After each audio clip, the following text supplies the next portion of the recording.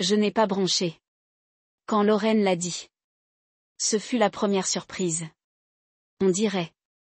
Après tout ce que j'avais vécu pendant mon séjour à l'hôpital, le lent passage du lit à la salle de bain, la douleur lancinante qui me donnait l'impression d'être encore sous le bistouri. J'aurais eu une réaction. Mais non, je restais là avec un sourire poli, hochant la tête comme un serveur épuisé prenant la dernière commande d'une table grossière. Arrêtez de dramatiser et cuisiner. Dit-elle par haut-parleur, sa voix crépitant dans le téléphone de Belle, comme si elle possédait les ondes. Et ma femme ? Elle ne m'a pas défendu, n'a pas dit un mot. Elle m'a juste regardé avec cette petite expression fade, comme si tout cela était parfaitement normal, comme si c'était logique de demander à un homme avec des points de suture abdominaux frais d'organiser le dîner de Noël. J'avais toujours les bandages chirurgicaux sous mon pull. Je n'avais toujours pas dormi de la nuit sans me réveiller avec des sueurs froides à cause de la douleur. Mais à ce moment-là, j'ai souri et j'ai dit, bien sûr, calme, joyeux, trop joyeux. Et quelque chose en moi s'est brisé. Ce n'était pas bruyant, ce n'était même pas en colère, c'était juste final, comme quand une porte se ferme doucement derrière vous et que vous savez que vous ne l'ouvrirez plus jamais. J'ai entendu les mots, j'ai senti leur poids s'installer sur mon dos, comme ils l'avaient toujours fait, et j'ai souri comme si rien n'avait changé, mais à l'intérieur, tout avait changé. La cuisine sentait le bouillon des nouilles instantanées. Je pouvais à peine faire trembler mes mains si je restais debout trop longtemps. La coupure guérissait, bien sûr, mais l'intérieur était déchiré, et j'acquiesçais toujours, j'étais toujours d'accord. C'est comme ça que ça s'est toujours passé avec eux. Peu importe à quel point j'étais brisée, physiquement, émotionnellement ou financièrement. Si c'était des vacances, si des invités venaient, si Lorraine décidait qu'il y avait une tradition familiale à respecter, j'étais censée la tenir sur mon dos pendant qu'il jugeait à distance, tandis que Belle ne savait pas cuisiner ou était trop stressée ou avait besoin de gérer la décoration. Et par décoration, ils entendaient parcourir Pinterest pour trouver des idées pendant que j'épluchais des pommes de terre avec des points encore crus sous ma chemise. Je me souviens quand ce schéma a commencé. Tu es un couple. J'ai eu la grippe, une vraie grippe, une fièvre à 2 frissons, le genre où on ne peut pas se tenir debout, et pourtant, d'une manière ou d'une autre, je me suis retrouvée à remuer de la sauce pendant que Griffin regardait le football et que Delilah filmait une visite de ma cuisine pour son vlog. Tellement rustique, dit-elle, sans remarquer que je tremblais, ou peut-être qu'elle le faisait, peut-être qu'elle aimait ça. L'année suivante, j'ai eu un accident de voiture 2 semaines avant Noël.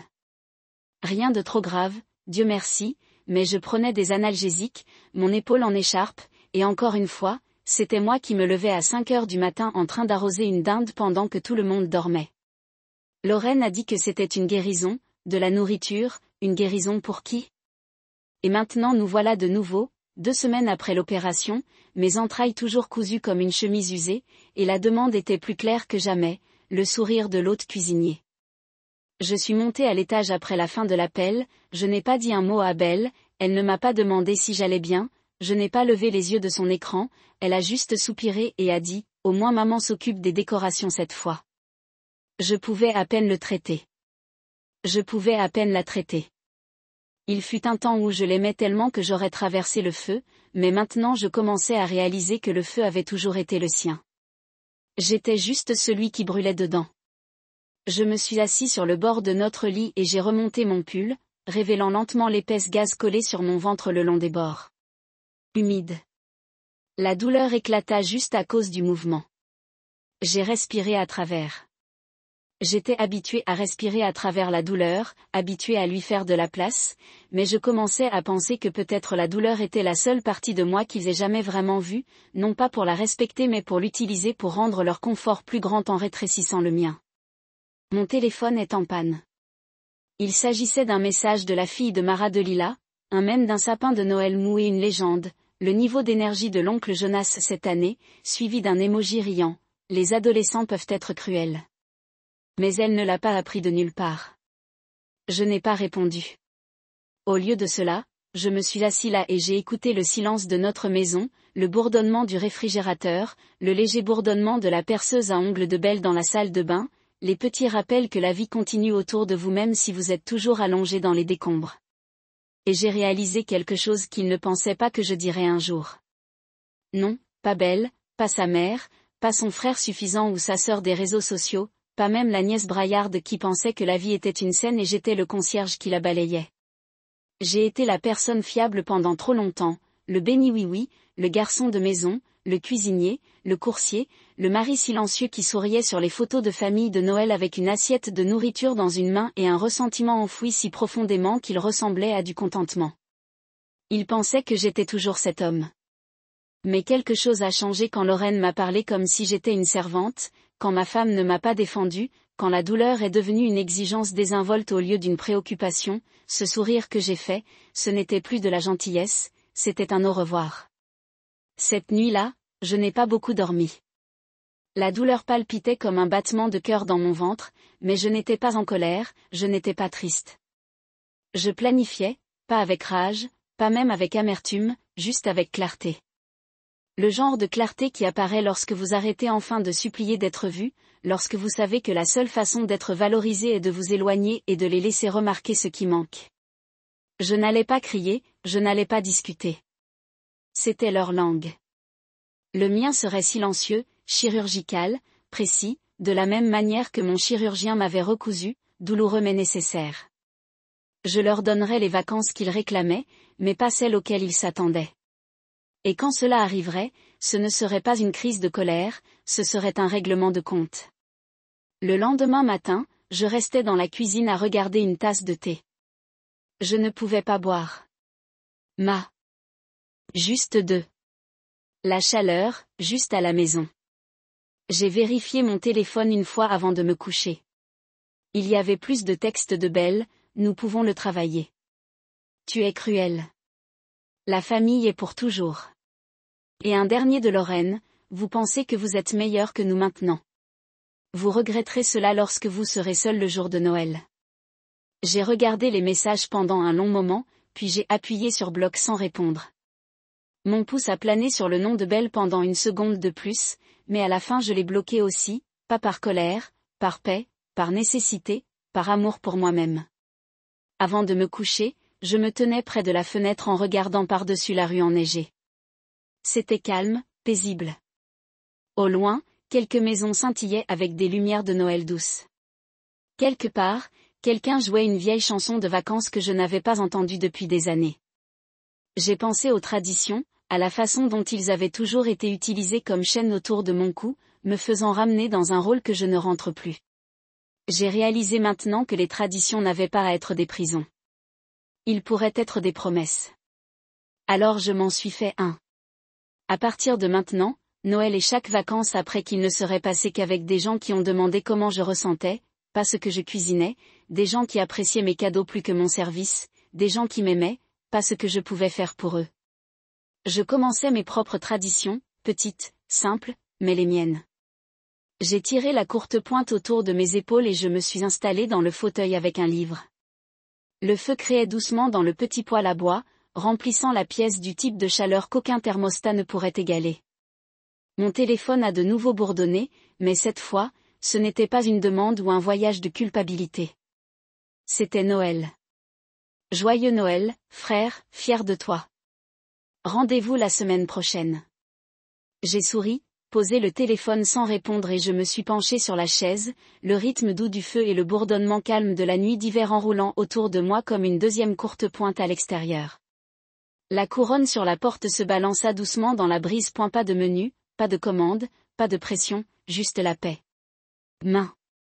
Tremblait trop et la chaleur rayonnante de la céramique me faisait mal au point de suture. J'ai appuyé doucement ma paume contre les bandages sous mon pull et j'ai essayé de respirer à travers. Il n'y avait pas d'odeur de petit déjeuner dans l'air, pas de tintement de casserole et de poêle, juste un silence épais et inquiet, comme l'instant qui précède une tempête. Belle entra en faisant défiler son téléphone comme d'habitude, ses ongles fraîchement peints, tapotant doucement contre l'écran. Elle n'a pas levé les yeux.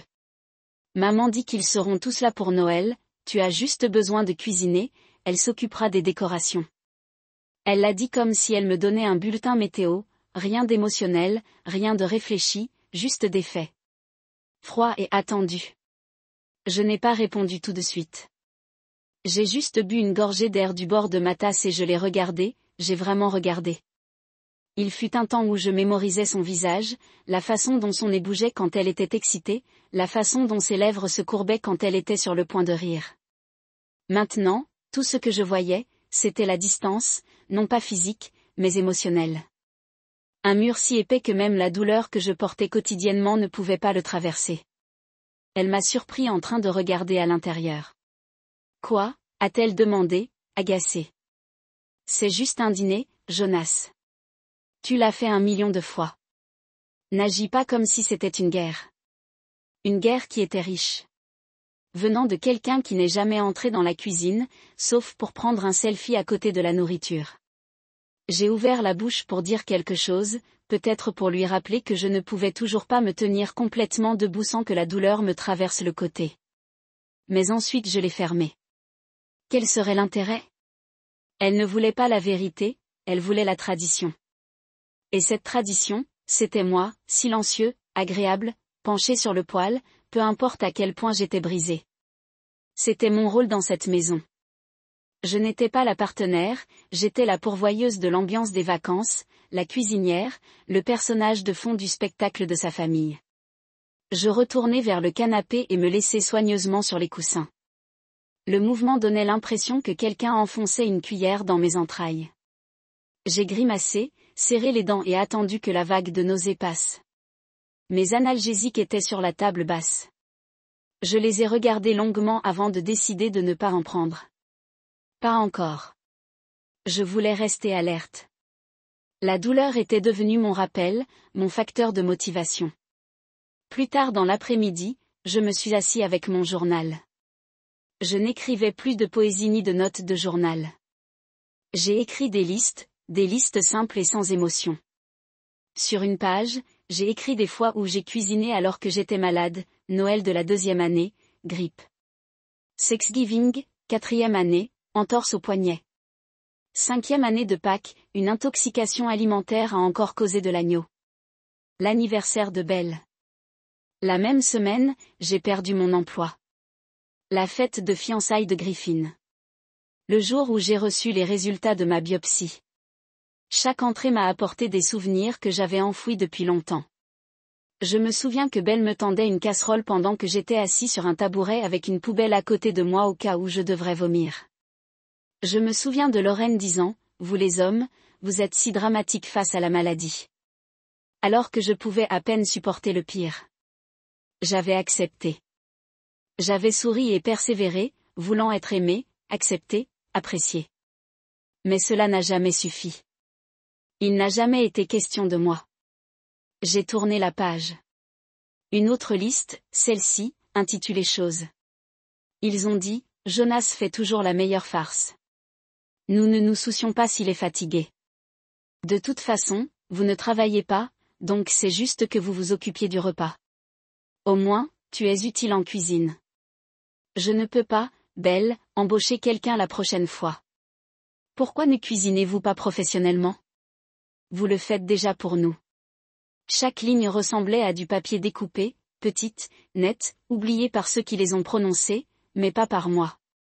Ces réductions se sont accumulées au fil des années, se transformant en quelque chose de plus profond que de mal. Ils se sont transformés en compréhension.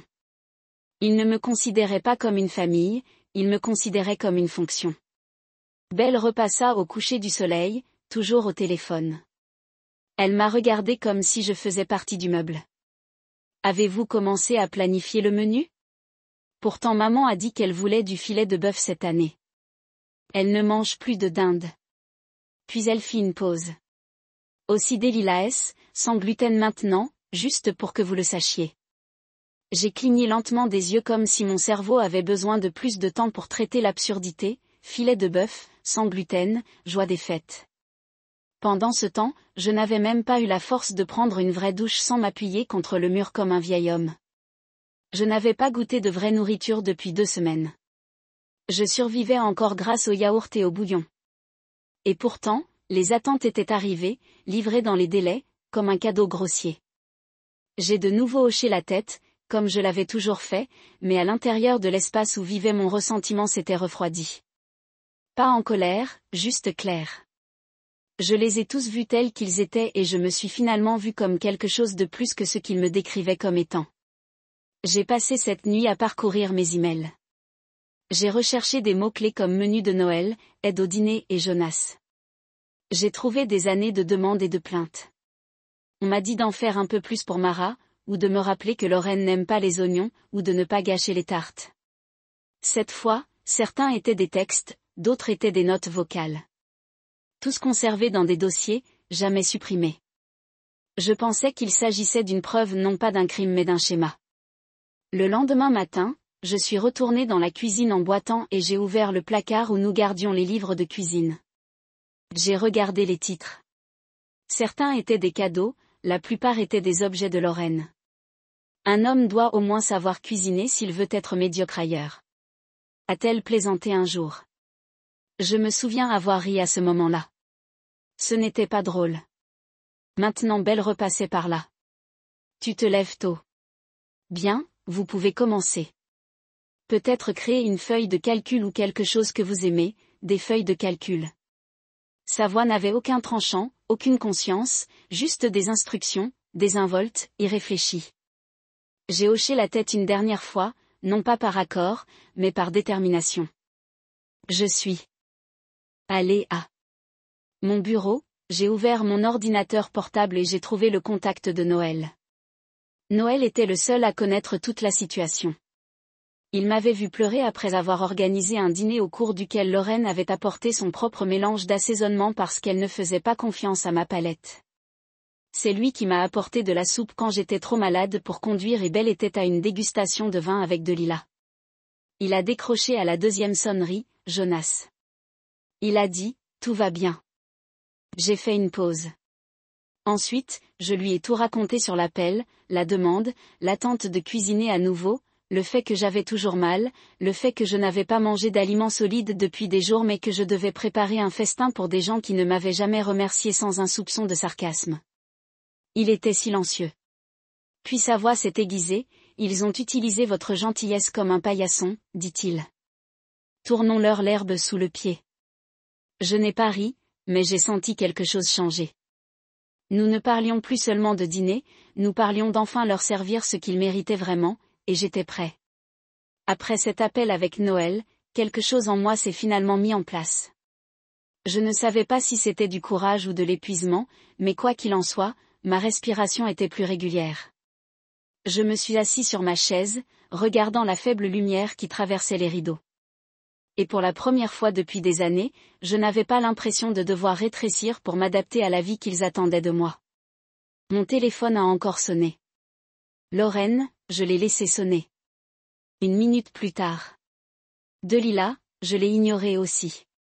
Puis Mara, avec une de ses notes vocales. J'ai déjà appuyé sur play, sachant que cela n'apporterait rien d'utile. Salut C, je te rappelle juste de ne pas préparer ta sauce aux canneberges ennuyeuses cette année, comme si personne n'en mangeait à part toi. Maman dit, faites cette version citron ail qu'elle a vue sur TikTok. Ne la gâchez pas. D'accord, je t'aime, je suppose. J'ai regardé le téléphone pendant un long moment avant d'appuyer sur supprimer. Cette phrase, ne gâche pas ça, résonnait dans ma tête comme une assiette tombante. Non, comment te sens-tu? Non, pouvons-nous vous aider?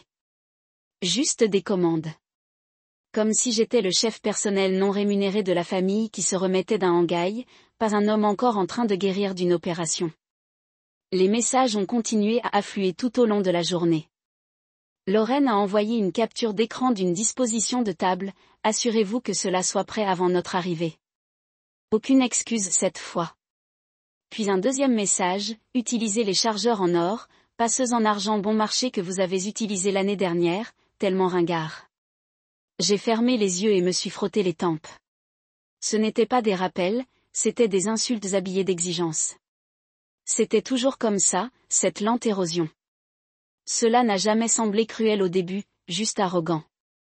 Puis sont venues les blagues qui piquaient trop profondément, la façon dont Griffin a un jour souri et m'a traité de parent de cuisine devant une pièce pleine de monde. Ou la fois où Lorraine a dit à un invité qu'il cuisinait parce que c'est tout ce pourquoi il est bon. Belle riait alors. Je m'en souviens, parce que j'ai senti mon cœur se serrer à ce moment précis. Elle ne riait pas avec moi, elle se moquait de moi. Ces souvenirs ont commencé à s'empiler les uns sur les autres comme du fouillis dans une pièce oubliée. J'essayais de les ranger, prétendant que chacun n'était qu'un malentendu. Mais ce n'était pas le cas. C'était un modèle, une histoire, dans laquelle je n'étais jamais le mari, juste l'aide. Et pourtant, année après année, je cuisinais. Je me souviens d'un jour de Thanksgiving où j'avais le dos dehors, je pouvais à peine me baisser, mais j'avais quand même rôti 3 poulets parce que Lorraine disait que la dinde était trop américaine. Je me souviens avoir transpiré à travers ma chemise, avalé des analgésiques comme des bonbons, faisant semblant de sourire pendant que Griffin me lançait un petit pain depuis l'autre bout de la pièce et me disait « Tu as raté un endroit ». Une autre fois, pendant une canicule, notre climatisation est tombée en panne. La cuisine était étouffante et j'étais étourdie de déshydratation. Mais je me tenais au-dessus d'une marmite bouillante pendant que Delilah entra, regardait autour d'elle et disait « Waouh, pas de vin, Jonas. Est-ce que tu essaies au moins cette année ?» Je n'ai rien dit ce jour-là non plus. Je viens de servir la nourriture parce que c'est ce pourquoi j'ai été formée dans cette maison. Mais cette année, la formation s'est terminée. Après la dernière vague de messages, je me suis levée lentement, prudemment, à mes côtés et j'ai marché jusqu'à ma bibliothèque. Sur l'étagère du haut se trouvait une petite boîte en bois, alors que je ne l'avais pas ouverte depuis des années. À l'intérieur se trouvaient de vieilles photos, des lettres et quelques souvenirs d'avant ma rencontre avec Belle, avant que je sois engloutie par les traditions de sa famille, avant que ma vie ne se résume à leurs horaires et à leurs attentes. Une photo a attiré mon attention, moi et Noël, 10 ans plus jeune, debout à côté de mon food truck, la fourchette qui roule. Ce camion était mon rêve autrefois. J'ai économisé chaque dollar pour l'acheter, j'ai passé les week-ends à le peaufiner, à le peindre, à bâtir une petite audience fidèle. Puis Belle m'a dit que je devrais abandonner ce fantasme et me concentrer sur le fait d'être un homme sérieux. Elle a dit qu'elle ne voulait pas être mariée à quelqu'un qui courait après les foires et les marchés de producteurs. Elle voulait de la stabilité, alors je l'ai vendue.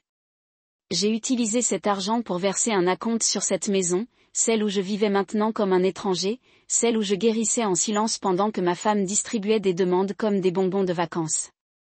J'ai repris la photo, étudié mon vieux sourire et j'ai finalement compris pourquoi cette année devait être différente. Mon téléphone a encore sonné. Cette fois, c'était un appel vidéo, Lorraine. Je l'ai laissé aller à la messagerie vocale et elle a rappelé immédiatement. Alors j'ai répondu. Son visage remplissait l'écran, ses cheveux en rouleau chaud, vêtus d'une robe à paillettes. Jonas, où es-tu sur le jambon? Ne me dis pas que tu pars encore à la dernière minute. Delilah et Griffin arrivent la veille de Noël et la nourriture doit être parfaite. Aucun raccourci. Vous le devez à la famille. Je n'ai rien dit. Elle le regarda, confuse par le silence. Eh bien, est-ce que tu écoutes? J'ai légèrement incliné le téléphone et lui ai montré le plateau de pilules médicales intactes, mes flacons d'ordonnances, toujours alignés prêts. De la fenêtre. Puis j'ai mis fin à l'appel. Aucun message, aucune explication. Une minute plus tard, Noël a envoyé un texto, nous retournons le tapis maintenant. J'ai répondu, tapis de table, tout le sol. Nous avons commencé à planifier cette nuit-là. Noël a toujours été le plus intelligent. Il ne parlait pas beaucoup, mais quand il le faisait, chaque mot tombait. Il me disait, s'ils attendent un festin, donne-leur un, mais pas celui qu'ils pensent recevoir. Nous avons répertorié tous les restaurants de la région qui livraient. Ensuite, nous avons trouvé des pseudonymes, de faux noms, de vraies adresses et avons commencé à passer des commandes prépayées en utilisant la carte de crédit de Belle. Elle ne le remarquerait pas. Elle vérifiait rarement les factures, se contentait de payer la facture et se vantait de sa cote de crédit parfaite comme si c'était un trophée. Une par une, nous avons programmé les délais de livraison. Différentes cuisines arrivaient toutes dans un délai de 10 minutes le jour de Noël, thaïlandaise, éthiopienne, grecque, végétalienne, sushi, hamburger gastronomique, toutes étiquetées pour différents membres de la famille. Ensuite, j'ai commencé à rassembler tout le reste, des captures d'écran, des messages vocaux, de vieilles photos de moi debout devant des cuisinières avec des blocs de glace sur le dos, des textes dans lesquels ils insultaient ma cuisine ou me traitaient comme un concierge d'hôtel. Je les ai imprimés et glissés dans un dossier en papier cartonné. Chaque page était un chapitre de l'histoire qu'ils avaient écrite pour moi. Ils ne savaient tout simplement pas que j'allais écrire la fin. J'ai retrouvé une vieille carte de vœux que Lorraine avait envoyée un an à notre cher Jonas. On y lisait, le cuisinier familial, ne nous décevez pas cette année. J'avais l'habitude de pleurer quand je lisais ça, pas parce que c'était méchant, parce que je pensais que cela signifiait que je comptais. Mais maintenant, cette ligne allait être le titre de ma vengeance. À la fin de la nuit, j'avais tout prêt, un dossier de preuves, un calendrier de livraison chaotique, un plan qui n'avait pas besoin de violence ni de cris, juste des reçus, juste des faits. Et le moment venu, ils seraient tous assis autour de mes assiettes parfaitement dressées, la bouche vide, pleine de confusion, et ils obtiendraient enfin ce qu'ils méritaient, pas la nourriture, la vérité. Le soleil du matin brillait à travers les stores, flottant paresseusement dans les airs. Je m'assis à la table de la cuisine, sirotant une faible tasse de thé et regardant la salle à manger. C'était impeccable. Chaque surface brillait. Les chaises étaient parfaitement rangées sous la table, comme des soldats obéissants attendant les ordres. Mais il n'y aurait pas de grand repas cette année. Pas de jambon rôti au four, pas de marmite bouillonnante, pas de défilé interminable de plats disposés comme des offrandes à une famille qui ne m'avait jamais vraiment vue. Cette fois, je ne préparais pas le dîner, je préparais l'épreuve. Noël est arrivé en milieu de matinée, sa camionnette roulant dans l'allée. Il est sorti, un sac de fournitures en bandoulière et un sourire sur le visage qui lui faisait paraître la moitié de mon âge, même s'il avait 5 ans de plus. Il transportait une pile de menus, des reçus pour plats à emporter et une imprimante portable pour la touche finale. Vous êtes prêts? Chaque mouvement tirait encore douloureusement sur mon côté, où les points de suture se trouvaient sous des couches de gaz et de honte. J'aurais dû me reposer. J'aurais dû être soigné. Au lieu de cela, j'étais sur le point de préparer un banquet de recettes et de conséquences. Noël laissa tomber le sac sur le comptoir et en sortit une épaisse pile de dépliants de restaurant. J'ai même eu des options végétaliennes pour le nouveau style de vie de Mara, a-t-il déclaré, citant ces mots, avec les doigts aériens et un petit rire. Et regardez ceci, des hamburgers thaïlandais, éthiopiens, grecs, indiens, etc. Chaque repas est prépayé sous chacun de leurs noms, avec des instructions pour un emballage supplémentaire. Juste ce qu'il faut de chaos. Je laisse échapper un petit rire. Au début, c'était étrange, comme si mon corps n'était plus habitué à cette sensation. Une partie de moi, longtemps enfouie sous des sourires polis et une patience forcée, commençait à se réveiller. Nous nous sommes mis au travail. La salle à manger est devenue un champ de bataille. Chaque chaise avait un menu différent scotché avec le nom d'un membre de la famille écrit au marqueur gras. La chaise de Lorraine avait un menu plastifié de Golden Dragon. Théieux Griffinès proposait un menu de hamburger avec un cheeseburger géant dégoulinant sur la couverture. La chaise de Dilala proposait un menu végétalien haut de gamme sans gluten. Défilé sur le dessus au centre de la table sous le lustre en cristal, Lorraine a insisté pour que nous achetions. Il y a 3 ans, j'ai placé l'ornement. C'était une boule lourde et scintillante. J'avais gardé caché un reste d'un Noël où Mara avait cassé la moitié du décor et en avait ri. Désormais, l'ornement servait de poids. Pour la note finale, j'ai épinglé en clair des lettres évennes pour le cuisinier de la famille. Ne nous décevez pas cette année, ça me faisait mal quand je voyais ces mots. Cette fois, c'était du carburant. Noël a ri en le lisant. Froid, propre, parfait. Il a dit, tu ne retournes pas le tapis, Jonas, tu arraches tout le sol sous eux. Après avoir enregistré les menus en place et étalé les recettes sur la table comme un festin diminué, nous avons mis en place la touche finale, la caméra annulaire. Je l'ai orienté avec soin pour qu'il capture toute la salle à manger, les assiettes vides, les menus, la victoire creuse qui les attendait à leur arrivée, m'attendant, poubelle au-dessus de la cuisinière. Puis nous sommes passés à la cuisine. Noël m'a aidé à essuyer chaque surface jusqu'à ce que cela montre que je voulais qu'elle soit impeccable, vide, non préparée.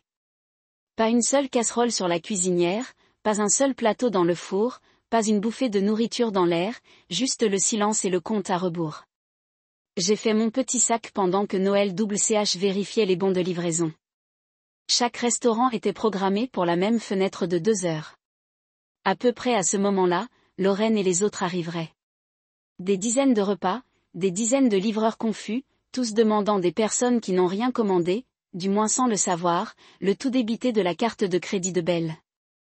J'ai mis dans mon sac une copie imprimée de ma dernière facture d'hôpital, ainsi que le dossier en papier cartonné rempli de captures d'écran, de mails et de SMS.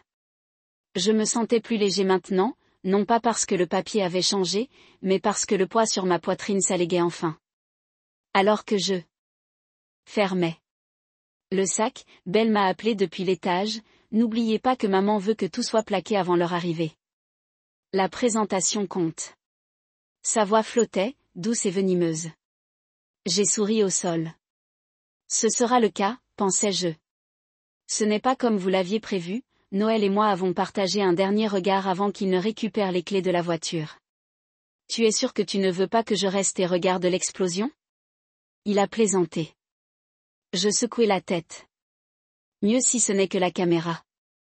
Ils avaient toujours pensé que je serais là, souffrant en silence.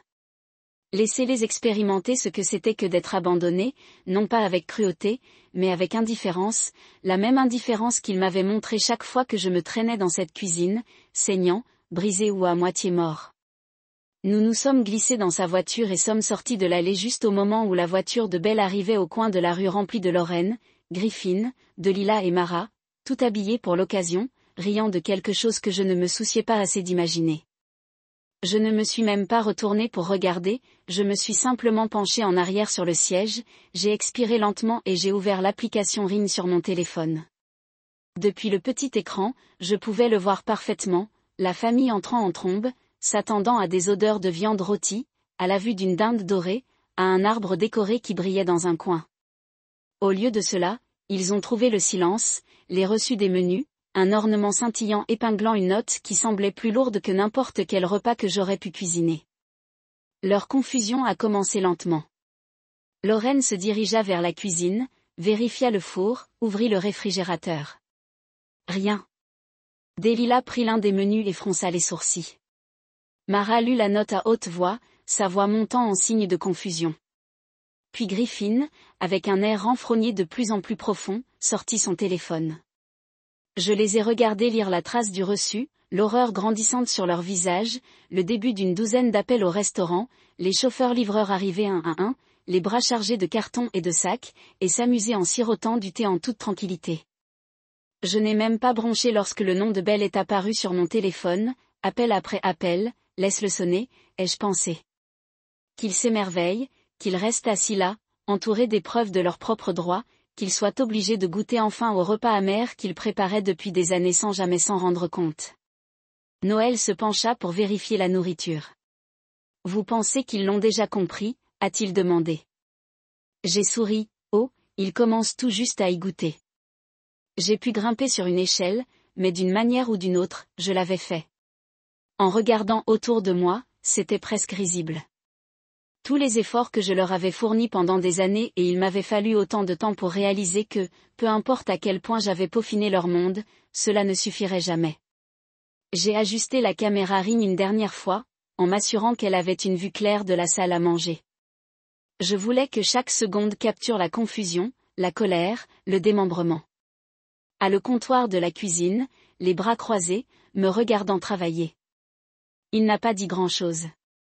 Il savait que ce n'était pas le moment de faire des discours d'encouragement ou des blagues. Cela a pris des années à se préparer. Des années à me pousser jusqu'à ce que je saigne. Des années à prétendre que leur approbation comptait plus que ma paix. Des années à ravaler ma fierté à chaque rôti brûlé et à chaque sourire forcé autour d'une table où j'étais traité comme un employé. Plus maintenant. J'ai ramassé la dernière pièce, la petite décoration de Noël scintillant dans la lumière, la même qui faisait autrefois partie d'un ensemble. Mara a fait faillite sans souci il y a des années. J'ai passé mon pouce sur les bords rugueux et je l'ai placé en plein centre de la table à manger, épinglant le message comme s'il s'agissait du cadeau le plus précieux au monde pour le cuisinier de la famille. Ne nous décevez pas cette année. C'était presque poétique maintenant la façon dont ces mots revenaient.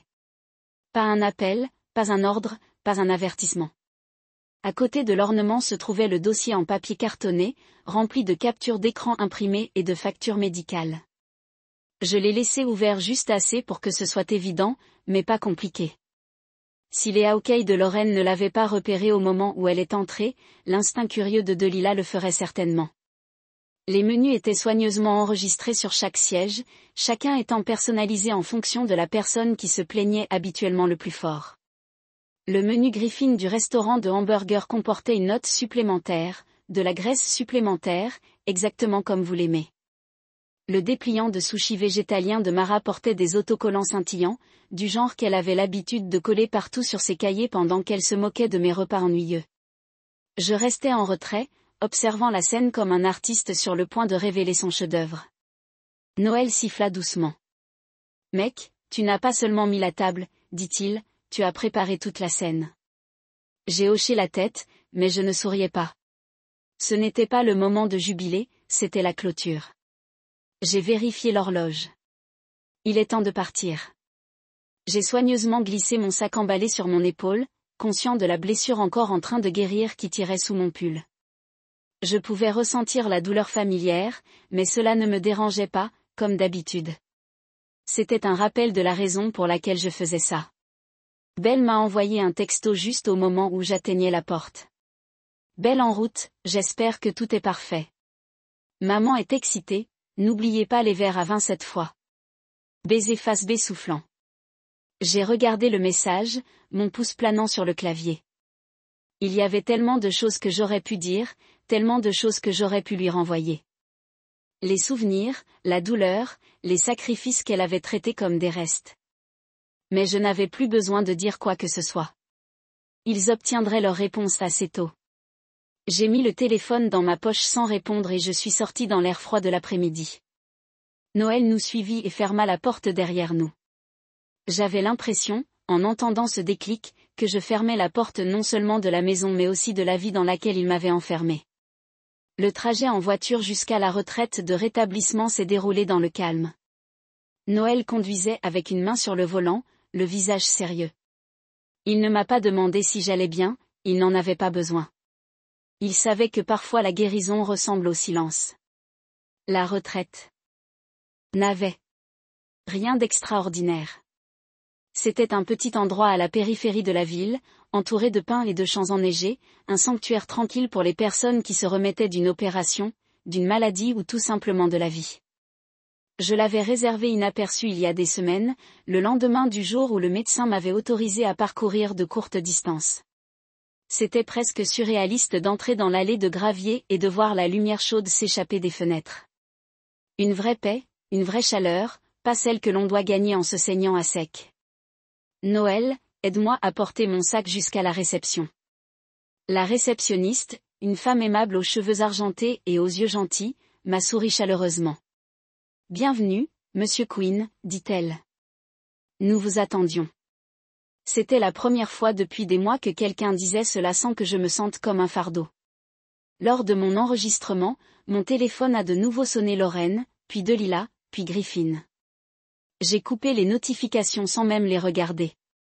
Noël m'a tapoté doucement dans le dos. Vous êtes libre maintenant, dit-il. Joyeux Noël, mon frère. J'ai souri, un vrai cette fois, joyeux Noël. Après son départ, j'ai marché lentement dans le couloir jusqu'à ma chambre. Elle était petite mais confortable, un lit avec une épaisse couette, un petit fauteuil près de la fenêtre et un plateau avec du thé et des biscuits. Cela sentait le pain frais et les draps propres. J'ai laissé tomber mon sac, je me suis assis avec précaution et j'ai sorti mon téléphone une dernière fois, ouvrant l'application Ring.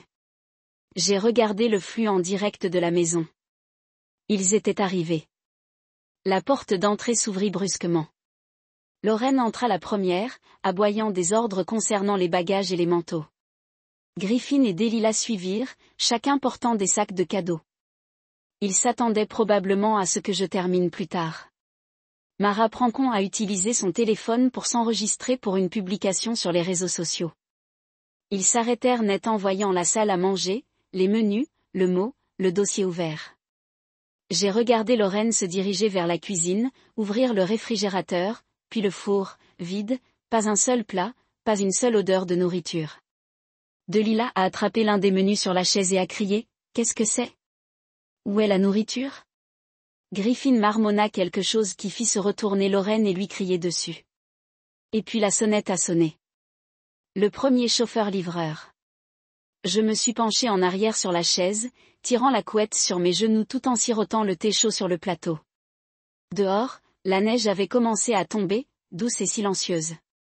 Dans mon ancienne vie, le chaos se préparait exactement comme prévu. La neige à l'extérieur s'épaississait alors que je m'asseyais près de la fenêtre, enveloppée dans la courte pointe lourde que la retraite avait laissée soigneusement pliée sur la chaise. Le thé était devenu tiède dans mes mains, mais cela ne me dérangeait pas.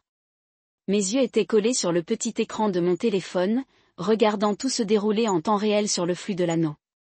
Lorraine se tenait au milieu de la salle à manger, tournant dans des cercles lents et confus, comme si elle était tombée dans un cauchemar.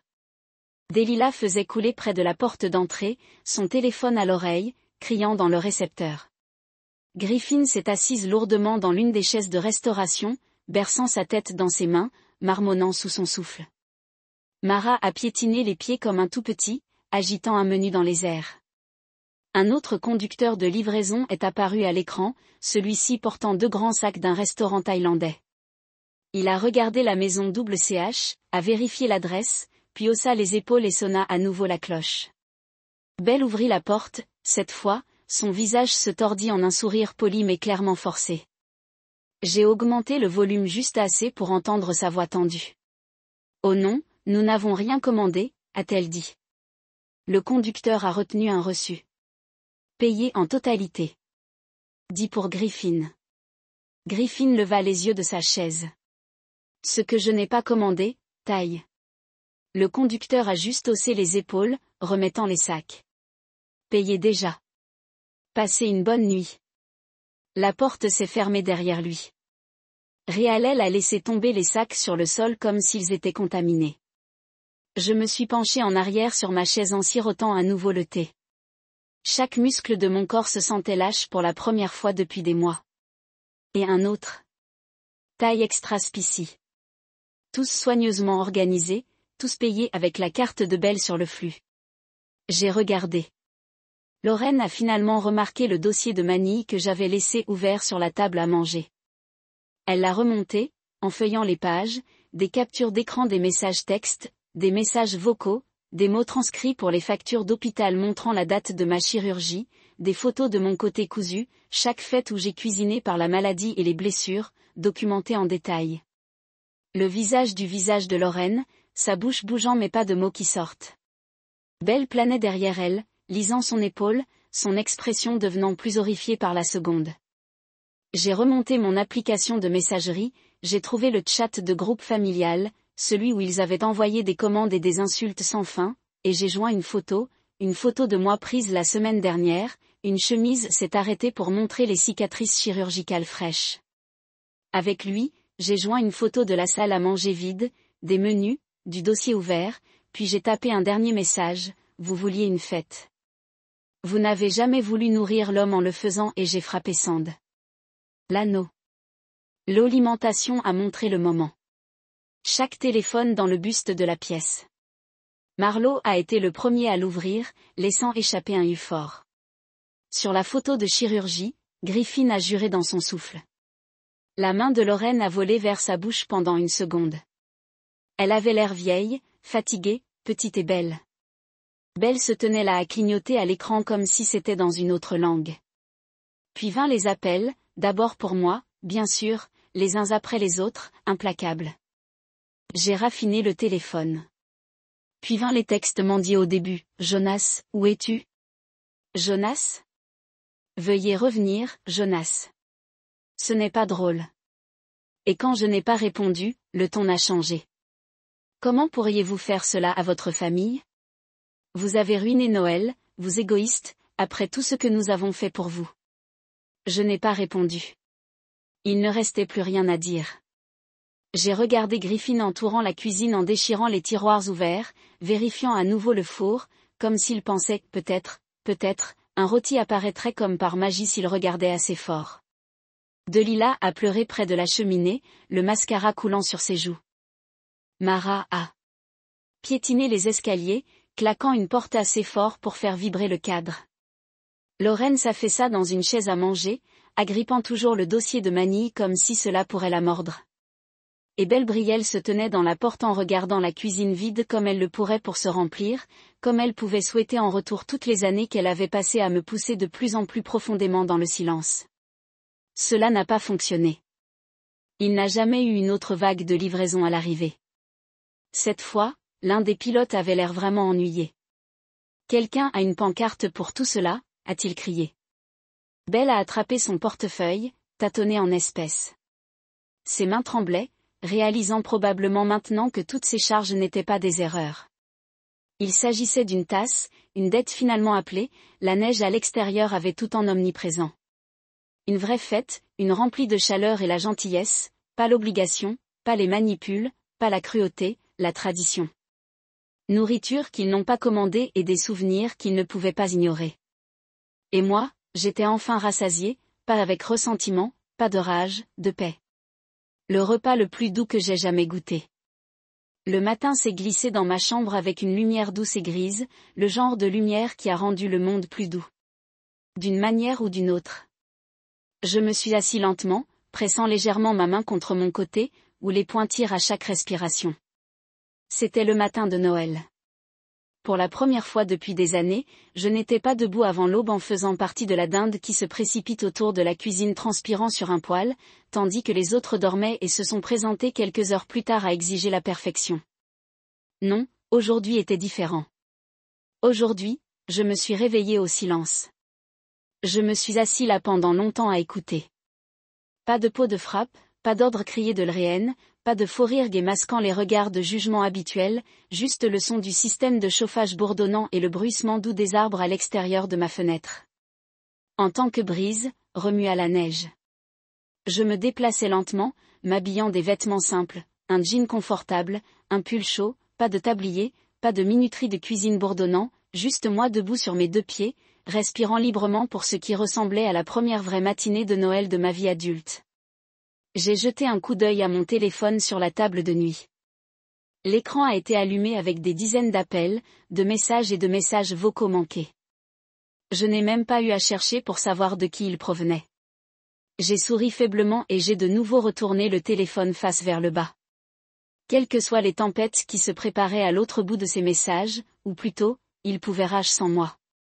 J'avais fini debout au milieu de leurs ouragans en essayant de réparer les choses.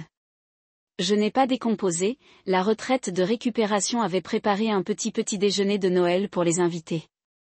Ce n'était rien de fantaisie, les œufs brouillés, le bacon, le pain grillé, les fruits frais et les gros pots de café et de thé. Mais c'était plus authentique que toute fête surdécortée que j'avais été forcé de produire au cours des années passées. Je suis entré lentement dans la salle à manger, la douleur dans mes côtés me rappelant de ne pas me précipiter. Quelques autres invités étaient déjà assis à de petites tables, discutant tranquillement ou lisant des livres pendant qu'ils mangeaient. Il n'y a pas eu de forte demande, pas d'assiette claquée, personne ne se plaignait que les œufs ne soient pas cuits à leur préférence exacte. J'ai rempli une assiette de nourriture, quelque chose de simple, quelque chose de chaud, et j'ai trouvé un siège près de la fenêtre à l'extérieur. La neige avait tout recouvré dans un thé de couverture blanc doux. J'ai pris une bouchée des œufs et pour la première fois depuis longtemps, j'ai goûté ma nourriture. Je ne mangeais pas debout sur un poêle chaud. Je ne l'ai pas avalé entre les cours de service. Je me suis assis là à manger lentement, tranquillement, complètement présent. À mi-chemin du petit déjeuner, Noël s'est présenté, le visage rouge du froid, portant un vieux sac cadeau battu avec un arc tordu giflé dessus. « Joyeux Noël, frère » a-t-il dit, glissant sur le siège en face de moi. Je ne pouvais pas m'empêcher de sourire. Tu n'avais rien à apporter, il haussa les épaules. Vous avez pensé que vous pourriez utiliser un vrai cadeau de Noël, qui ne voit pas avec les attentes. Il m'a tendu le sac et j'ai sorti un livre de cuisine usé lourd, les recettes de fourches roulantes de la route. C'était une édition limitée, longtemps épuisée. Je l'ai ouvert, sentant les pages rugueuses entre mes doigts et mon cœur s'est un peu tordu. C'était un livre de cuisine écrit par des propriétaires de camions de restauration dans tout le pays, des gens qui, comme je rêvais autrefois, ont construit leur vie en servant de la vraie nourriture à de vraies personnes, sans répondre à des demandes dans une cuisine froide et sans amour. J'ai regardé Noël, mon resserrement de la gorge, comment trouvez-vous cela ?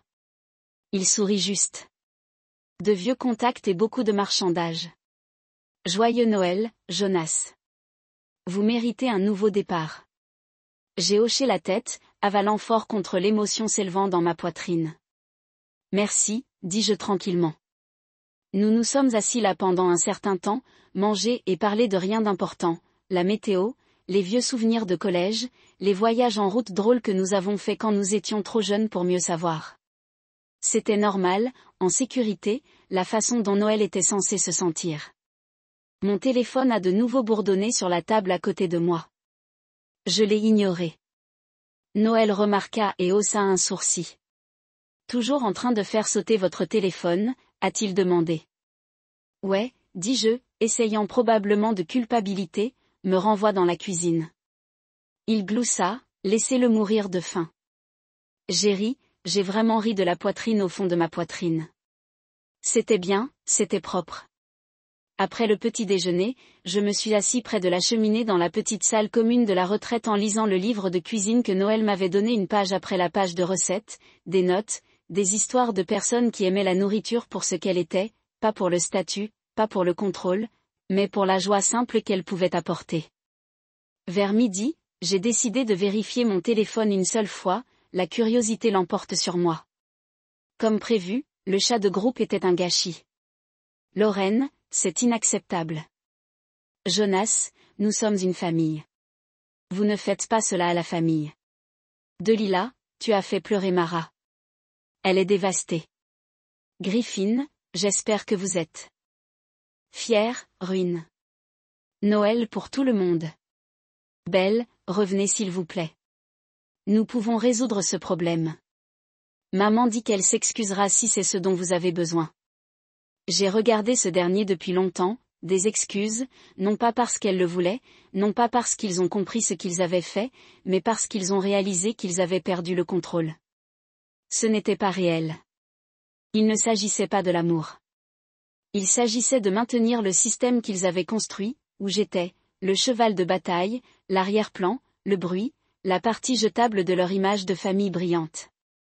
J'ai verrouillé le téléphone et je l'ai remis en face vers le bas pour de bon cette fois.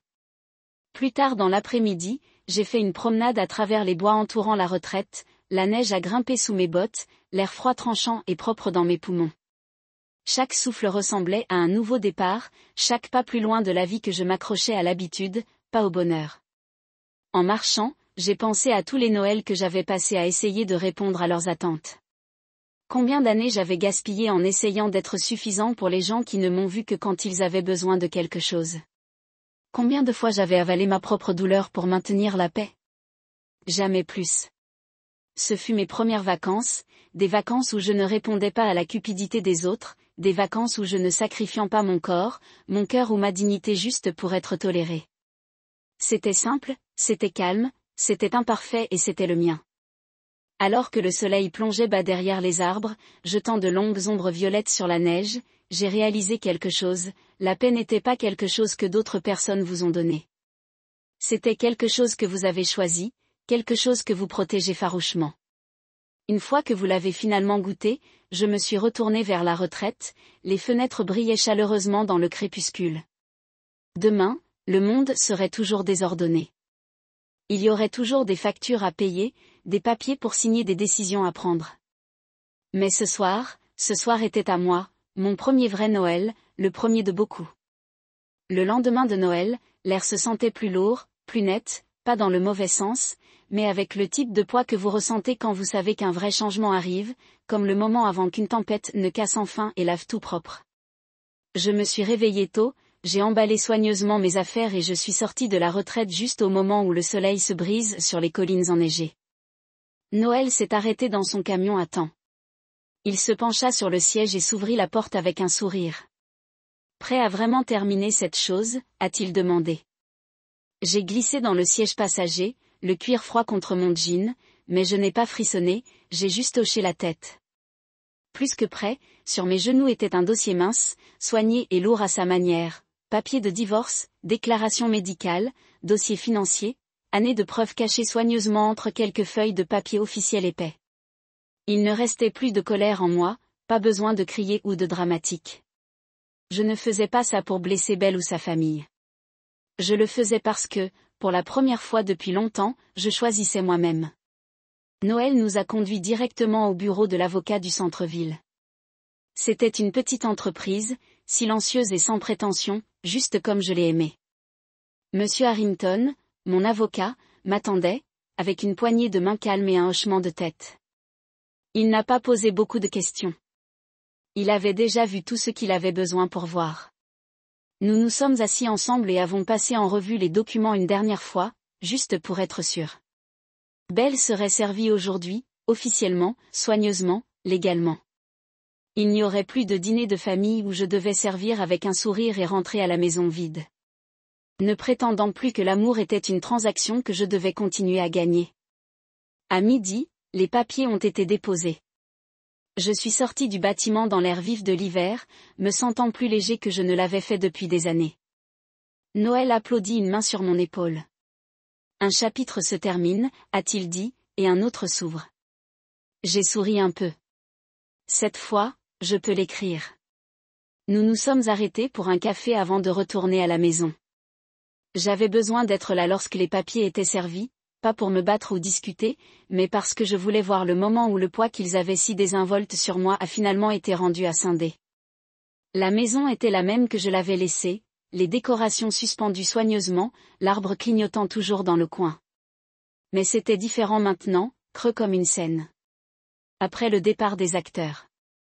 J'ai traversé la pièce en se souvenant lentement de tous les moments que j'avais passés ici à me casser le dos pour rendre leurs vacances parfaites. Chaque rayure sur le comptoir, chaque tache sur le tapis, chaque temps dans la table de la cuisine a raconté une histoire qu'il ne se soucierait jamais de se souvenir. Je n'ai rien touché. Je n'en avais pas besoin. Noël attendait dehors pendant que je me tenais près de la fenêtre avant et regardais l'allée. Effectivement, la voiture de Belle a tiré quelques minutes plus tard avec de la Lorraine assise avec raideur sur le siège passager. Ils sont sortis et déterminés, comme s'ils se préparaient pour un combat. Ils pensaient qu'ils pouvaient encore gagner. J'ai ouvert la porte avant de pouvoir frapper. La bouche de Belle s'est ouverte pour parler, mais avant qu'elle ne le puisse, le serveur de processus de Monsieur Harrington s'est avancé et lui a remis une enveloppe épaisse pour vous. Il a dit simplement, le visage de Belle pâle. La bouche de Lorraine s'est fermée.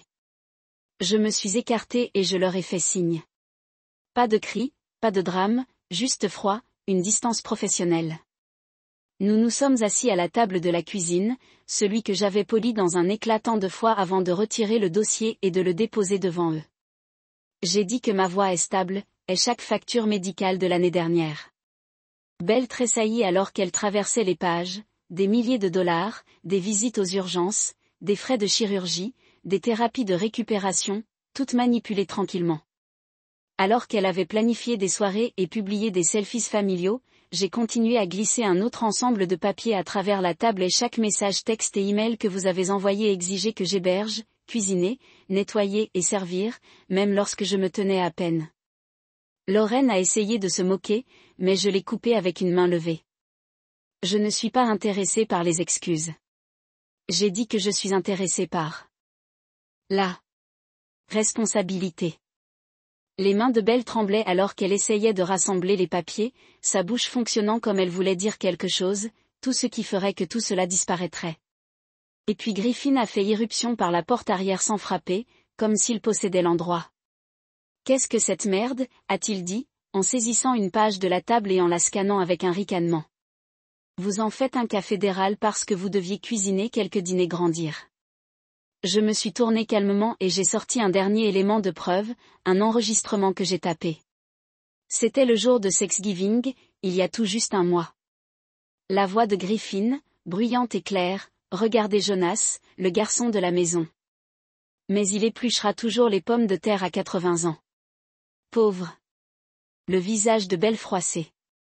La bouche de Lorraine a pressé une fine ligne. Le sourire narquois de Griffin s'estompa. C'est qui tu étais. Pour eux, je dis tranquillement, en regardant Belle, pas un mari, pas un gendre, juste du travail, une commodité jetable. Le silence qui a suivi était suffisamment épais pour couper. Je me suis levé lentement, conscient de mon côté de guérison.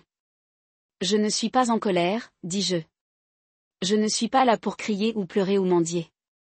Je suis là pour y mettre fin officiellement. Je me tournai vers Belle, dont les yeux étaient larges et vitreux. Vous allez maintenant signer les papiers de divorce, vous quitterez cette maison et vous ne me contacterez plus à moins que ce soit par le biais de mon avocat. Elle ouvrit la bouche pour protester, mais j'ai secoué la tête. Plus de chance, ai-je dit. Plus de négociations. Vous avez fait votre choix à chaque fois. Vous les avez regardés me déchirer et rien dire. Lorraine se leva, se gonflant comme si elle était sur le point de se lancer dans l'un de ses discours de signature sur la famille et la loyauté et la tradition. J'ai rencontré son regard sans tressaillir. La tradition n'est pas une abuse habillée de couleurs de vacances, ai-je dit. Et la loyauté ne signifie pas vous sacrifier jusqu'à ce qu'il ne reste plus rien. J'ai bien rassemblé les papiers dans mon dossier, le rentrant sous mon bras. Vous pouvez vous montrer, dis-je, et je suis sorti par la porte d'entrée sans regarder en arrière. À l'extérieur, Noël s'appuyait contre le camion, regardant avec un sourcil levé. Comment ça s'est nettoyé, dis-je. Il sourit et ouvrit la porte du passager pour moi, comme vous l'aviez prévu. Alors que nous nous éloignions de la maison, je ne ressentais pas de regret, je ne me sentais pas de culpabilité. Je me sentais libre. Pour la première fois depuis des années, ma vie m'appartenait à nouveau et aucune quantité de pleurs, de mendicité ou de menaces n'a pu enlever cela. Quelques jours plus tard, Belle m'a envoyé un texto en demandant une réunion. Une dernière conférence qu'elle a écrite face à face. S'il vous plaît, maman, viendra aussi. Nous voulons juste expliquer quoi exactement? Comment des années de négligence et d'égoïsme étaient censées être balayées sous le tapis avec un triste rendez-vous de café? Comment quelques fausses excuses pourraient effacer toutes les fois où ils avaient ri pendant que je cuisinais de la fièvre, des blessures et de l'épuisement? Pourtant, j'ai accepté, non pas parce que je voulais la fermeture de leur part, parce que je voulais qu'ils entendent la vérité, toute la vilaine vérité brûlante de moi, à haute voix, calmement, en public, où il n'y aurait aucun moyen pour eux de le tordre à huis clos. Nous nous sommes rencontrés dans un petit café du centre-ville, un terrain neutre, l'un de ces endroits à la mode avec des menus au tableau et des feux à cordes suspendus au plafond. L'endroit était plein de gens, riant des pâtisseries, tapant sur des ordinateurs portables, tirant des tasses à café ensemble. Pour célébrer rien de spécial, j'ai choisi une table près de la grande fenêtre, facile à voir, facile à partir. Le moment venu. Lorraine est arrivée en premier, portant ses meilleures perles et ce faux sourire serré. Elle s'est réservée aux situations où elle n'avait pas de contrôle. Belle traînait derrière elle, l'air pâle et incertaine, les cheveux attachés dans un désordre précipité, pas comme si elle n'avait pas dormi correctement depuis des jours. Bien, ils se sont assis en face de moi pendant un moment. Aucun de nous n'a dit quoi que ce soit. Le bourdonnement de la conversation autour de nous a rempli l'espace. Ils n'ont pas osé le faire. Une jeune serveuse s'est approchée, trop joyeuse pour la sinistre réunion qui se déroule à sa table. Lorraine a commandé son café noir habituel, de sucre, pas de crème. Belle vient de demander de l'eau. Je n'ai rien commandé. Je n'étais pas là pour partager un verre. J'étais là pour rendre un verdict. Lorsque la serveuse est partie, Lorraine se pencha en avant, les mains se plissaient principalement sur la table. Jonas, a-t-elle dit sur ce ton sirupeux et condescendant. Nous comprenons que vous êtes bouleversé, mais c'est Noël. La famille devrait se réunir, pas se déchirer. Je l'ai regardé pendant un long moment. J'aurais pu rire si ce n'était pas si pathétique. Famille, ce mot à nouveau. Toujours une laisse, toujours un piège. Avant que je puisse répondre, Belle a sauté, la voix s'est précipitée et un peu désespérée. Regardez, je ne savais pas simplement. Toujours le plus fort, Jonas. Bonne. Très bien, Jonas, si vous voulez des excuses. Très bien, je suis désolée si vous vous sentiez négligé. Je suis désolée si vous avez mal interprété nos intentions. Elle l'a dit comme si elle prononçait un discours lors des funérailles auxquelles elle ne voulait pas y assister. Belle me regarda, les yeux écarquillés et aqueux. Ne pouvons-nous pas simplement le dépasser? Recommencer? Je me suis penchée en arrière sur ma chaise, parlant enfin, non, dis-je simplement. Ils ont tous deux tressailli comme si je l'avais crié, non, nous ne pouvons pas le dépasser. J'ai continué ma voix stable, car vous n'avez pas trébuché et que vous ne m'avez pas traité accidentellement comme un serviteur pendant des années. Vous avez fait un choix encore et encore. La lèvre de Belle a tremblé. Jonas, s'il vous plaît, je la coupe avec une petite secousse de la tête, vous avez choisi de m'ignorer quand je souffrais. Vous avez choisi de rire avec eux à mes dépens. Vous avez choisi la commodité de la compassion à chaque fois. Et vous ne vous souciez que maintenant parce que vous êtes gêné, parce que vous vous êtes fait prendre. Le visage de Lorraine s'est assombri. Attrapé, à faire quoi? Aimer notre famille trop dure? J'ai sorti mon téléphone, ouvrant calmement l'application de l'enregistreur vocal. J'ai pressé le jeu. La voix de Lorraine retentit du haut-parleur, cristallin pour que tout le café entende. Il est juste bon pour éplucher des pommes de terre. C'est à peu près tout ce que l'homme est bon.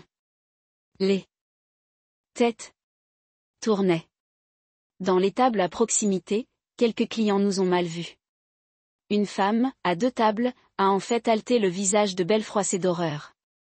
J'ai terminé l'enregistrement et placé le téléphone sur la table entre nous. J'ai dit que ma voix coupant le bourdonnement du café n'est pas de l'amour. C'est l'humiliation déguisée en arc de vacances. Lorraine a atteint son café, les mains tremblant légèrement. C'est une entreprise familiale privée, marmonna-t-elle. J'ai souri froidement. Ce n'est plus. J'ai tiré le Reddit post Noël m'avait aidé à écrire, celui qui était devenu viral à Noël. Anonyme mais suffisamment détaillé pour que quiconque nous connaissait reconnaîtrait l'histoire. Des milliers de commentaires me soutiennent. Des milliers d'étrangers encourageant ma rébellion tranquille. Des milliers de personnes voyant enfin le schéma de cruauté que ma soi-disant famille avait caché derrière les traditions et les faux sourires. J'ai tourné le téléphone pour que Lorraine et Belle puissent lire l'écran. Belle couvrit sa bouche de ses mains, les yeux écarquillés. Tu ne l'as pas fait, chuchota-t-elle. Je me suis légèrement penchée, à voix basse et même, je l'ai fait et je ferai plus si je le dois. Vous ne pouvez pas blesser les gens et vous cacher derrière le mot famille. Lorraine s'est levée brusquement, frappant son café sur le liquide brun réparti à travers la table comme une tache. Vous regretterez tout cela, je vous perds comme un ongle dans un coffin. Je ne m'éloigne pas plus tôt. J'ai pris mon manteau, en le glissant sur mes épaules alors que je me tournais pour partir. Je fais une pause, en les regardant une dernière fois. Belle s'est effondrée et cassée, Lorraine bouillonnant avec une rage qu'elle ne pouvait plus contenir. Qu'en est-il de nos besoins? Lorraine a cassé sa voix, craquant avec un visage de l'hiver. Pour un moment, le respirer, se sentant plus léger à chaque seconde. J'ai zippé mon manteau et j'ai commencé à marcher.